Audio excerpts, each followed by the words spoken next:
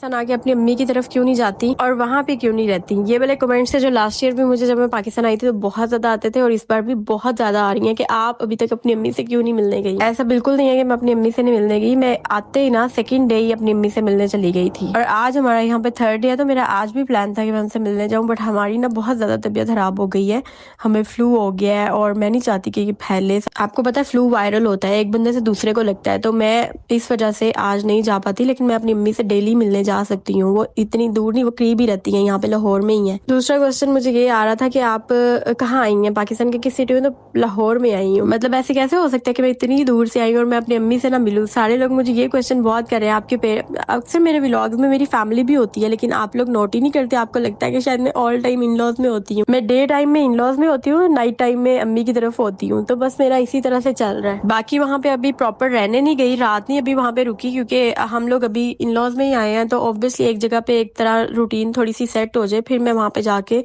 رات وغیرہ کچھ دن رہوں گی. بٹ میرے ہسبینڈ کی اس طرح کی نیچر ہے کہ وہ چاہتے ہیں کہ ہم لوگ مطلب ان کے بچے جو ہیں وہ دادا دادی کے ساتھ بھی ٹائم اسپینڈ کریں, ہر کسی کے ساتھ ایکولی ٹائم اسپینڈ کریں. تو اس وجہ سے یہ بھی بہت ضروری ہے کہ میں اپنے ان لاز کو بھی ٹائم دوں اور اپنی فیملی کو بھی. تو اس لیے میں کبھی وہاں کبھی یہاں, ابھی فی الحال ہم رہ تو ادھر ہی رہے ہیں بٹ پھر میں رہنے جاؤں گی اپنی امی کی طرف کچھ دن کے لیے, لیکن زیادہ ٹائم کے لیے نہیں, کیونکہ میرے ہسبینڈ کو یہی ان کی پریفرنس ہوتی ہے کہ ہم لوگ ان لاز میں ہی رہیں. تو جو آپ کے ہسبینڈ کی تھنکنگ ہوتی ہے نا, آپ کو اس کے مطابق ہی کرنا پڑتا ہے اور کرنا چاہیے بھی ہر لڑکی کو.